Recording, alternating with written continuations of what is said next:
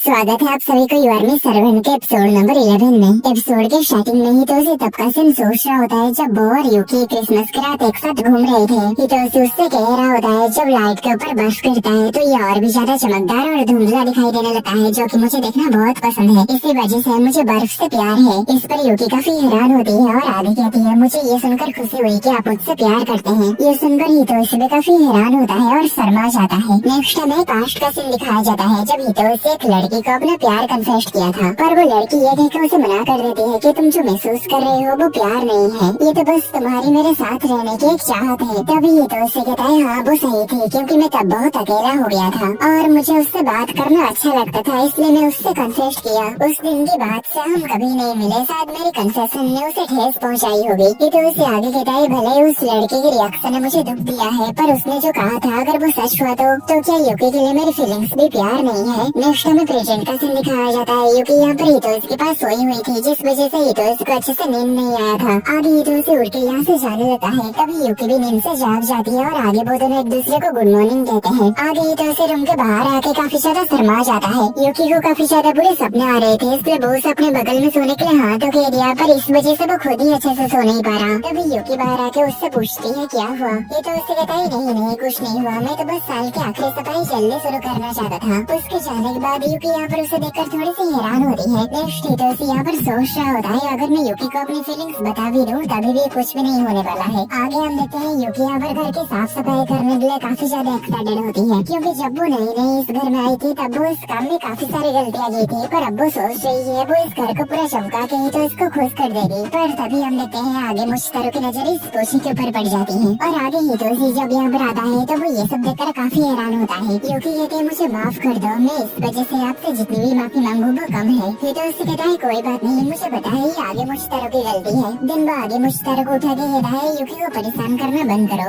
आगे जब यूकी अपने कपड़े चेंज करने के लिए इसे उतारती है तब हितोशी उसे ऐसे भीगे हुए कपड़े में देखकर काफी ज्यादा शर्मा जाता है और कुछ कह नहीं पाता। आगे वो यहाँ से जाते हुए कहता है, मैं नहाने जा रहा हूँ। उसे इस तरीके से बिहेव करते हुए देखकर यूकी यहाँ पर फिर से काफी परेशान होती है और हितोशी यहाँ पर सोच रहा होता है, यूकी बिल्कुल भी नहीं बदली है, वो आज भी उतनी ही सच्ची और ईमानदार है जितनी की वो मुझसे पहली बार मिलने पर थी। यूकी यहाँ पर हितोशी के साथ एक फैमिली की तरह रहती है, जिससे हितोशी को काफी ज्यादा सुकून मिलता है। इसलिए वो सोच रहा होता है कि यूकी भी उसे ठीक वैसे ही छोड़ के ना चली जाए जैसे कि उसके मॉम और उसके दोस्त उसे छोड़ के चले गए थे। तभी यूकी बाहर से कहती है, मास्टर हितोशी आपको क्या हुआ, आज सुबह से ही आप थोड़े से अजीब बिहेव कर रहे हैं। हितोशी कहता है, मुझे पहले नहाना था इसलिए मैं जल्दी अंदर चला गया। तभी वो यूकी की इस तरह से हंसते हुए खुशी भरा चेहरा को देखकर समझ जाता है कि यूकी उसके सर को अपनी गोदी में रखकर सहलाना चाहती है और आगे वो मन में कह रहा होता है, जब मेरी फीलिंग्स इस तरीके से डगमगा रही हो तब तुम्हें ऐसा नहीं करना चाहिए। उसकी इतनी ज्यादा चमकदार आंखें को देखकर हितोशी मन में कहता है, लगता है मुझे कुछ करना होगा। और आगे वो यूकी को कहता है, मैं कब से तुम्हें ये कहना चाहता था कि तुम्हारी गोदी में सर रख के सोना ये थोड़ा सा शर्मनाक है। तुम समझ सकती हो, नॉर्मली कोई भी हाई स्कूल का लड़का एक लड़की के गोदी में सर रखने के लिए नहीं कहेगा।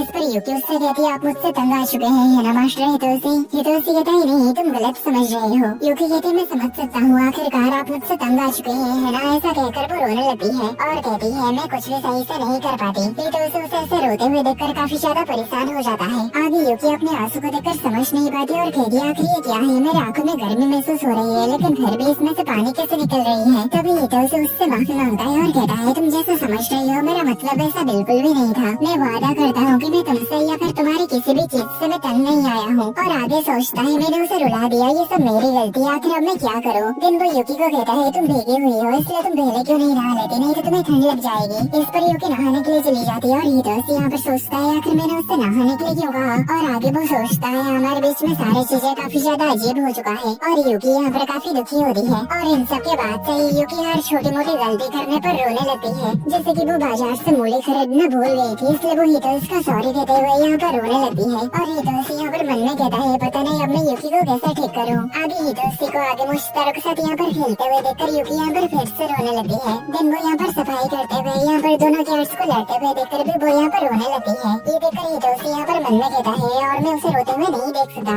आगे जब इस पेड़ से पत्तियाँ झड़ती है तभी भी यूकी रोने लगती है और हितोशी उससे कहता है, ये तुम्हारी गलती नहीं है। और रात में हितोशी यहाँ पर सोच रहा होता है, अगर मुझे उसे रोने नहीं देना है तो मुझे उसे अपने बगल में सोने देना होगा। तभी उसके पास यूकी आ जाती है। दिन वो दोनों सो रहे होते हैं लेकिन हितोशी को यहाँ पर नींद नहीं आ रही होती और यूकी भी ये नोटिस कर लेती है। नेक्स्ट सुबह हितोशी को काफी ज्यादा नींद आ रही होती है, इसलिए वो यहाँ पर सोने लगता है और हमें यहाँ पर बताया जाता है ये इस साल के आखिरी दिन है, यानी कल न्यू ईयर है। और हितोशी यहाँ पर कहता है, मैं यूकी की मदद लेके साल के खत्म होने से पहले मैं सिर्फ अपने कमरे को ही साफ कर पाया, अगले साल में इससे बेहतर करने की कोशिश करूंगा। कुछ समय के बाद यूकी जब रात के डिनर के बारे में पूछने के लिए हितोशी के पास आती है तो वो देखते हितोशी यहाँ पर नहीं होता और उसे यहाँ पर हितोशी का एक लेटर मिलता है जिसमें लिखा हुआ था, मैं जल्द वापस आऊंगा। नेक्स्ट यूकी आगे मुश्तारो को साथ लेकर डिनर के लिए सामान खरीदने के लिए आ जाती है। आगे वो यहाँ पर आकर देखते हैं साल के आखिरी दिन होने की वजह से कात्सुदन स्टोर बंद हुआ रहता है, इसलिए वो मॉल में आके रोस्टेड बीफ खरीद लेती है। दिन वो घर पहुँच के हितोशी को कहते हैं, मैं डिनर के लिए कुछ लाई हूँ। हितोशी कहता है, मैं डिनर के लिए तुम्हारी फेवरेट ओकोनोमियाकी बनाने के बारे में सोच रहा था। और आगे कहता है, मैं तुम्हारे लिए कुछ रोस्टेड बीफ भी लाया हूँ। इस पर यूकी फिर से रोने लगती है क्योंकि वो भी सेम वही चीज खरीद के लाई थी।